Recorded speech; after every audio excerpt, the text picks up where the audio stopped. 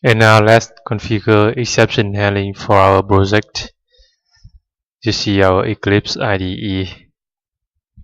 We need to stop the Tomcat server because we are going to make big changes.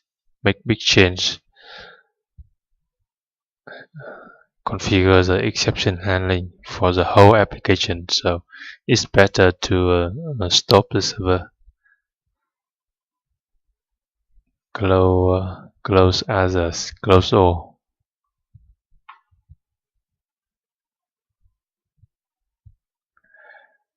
To configure exception handling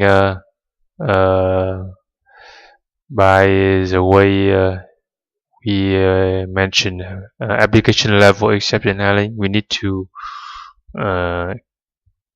update the web.xml file here. You see, we specify the